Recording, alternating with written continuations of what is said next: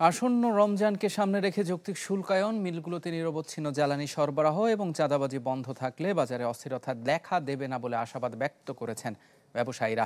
রাজধানীর মতিঝিলে এফবিসিসি আয়োজিত মতবিনিময় সভায় এমন মন্তব্য করেন খুচরা পাইকারি ও আমদানিকারকরা।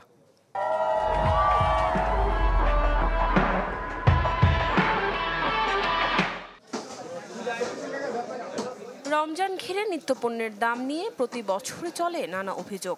সরবরাহ ঘাটতি, অতিরিক্ত শুল্ক এবং মধ্যস্বত্বভোগীদের দৌরাত্ম্যে ভোক্তাদের থাকতে হয় চাপের মুখে।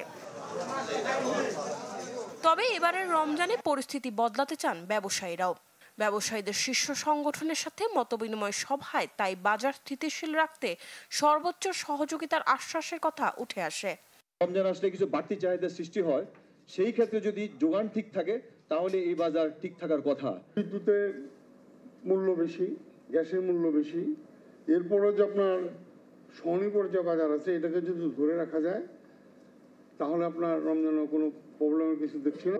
অভিযোগের তীরটা পাইকারি ও খুচরা ব্যবসায়ীদের ওপর থাকে সবচেয়ে বেশি। তাই চাঁদাবাজি ও অভিযানের নামে হয়রানি বন্ধ রাখতে সরকারের কার্যকর ভূমিকা চান তারা। সেই সাথে শুল্ক জটিলতা নিরসন এবং প্রয়োজনে সরকারের পক্ষ থেকেও আমদানির উদ্যোগ নিয়ে বাজারে পণ্যের সংকট কমাতে চান। উৎপাদন ব্যাহত না করতে মিলগুলোতে নিরবচ্ছিন্ন জ্বালানি সরবরাহ নিশ্চিত করার দাবি উঠে আসে আলোচনায়। কোনো উন্নতিও নাই, কোনো প্রকারের কেউ এর প্রতি দৃষ্টি রাখে নাই। এটার প্রতি দৃষ্টি রাখা উচিত এবং তাতে সাধারণ মানুষ উপকৃত হবে, সারা দেশ উপকৃত হবে। যদি সরকার একটু প্রপার মনিটর করে তাহলে বাজার কিন্তু স্টেবল থাকা অনেক ক্ষেত্রে সম্ভব। এবিসিসিআর পক্ষ থেকে মেলে সহযোগিতার আশ্বাস। ব্যবসা বাণিজ্য যারা পরিচালনা করছেন তাদের স্বার্থ যাতে ক্ষুণ্ণ না হয়, সকলের স্বার্থকে বিবেচনায় রেখে আমরা আমাদের কার্যক্রম পরিচালনা করব। বাজারের অস্থিরতা রোধে সংগঠনের পক্ষ থেকেও তদারকি টিম মাঠে থাকবে বলে আশ্বস্ত করা হয়।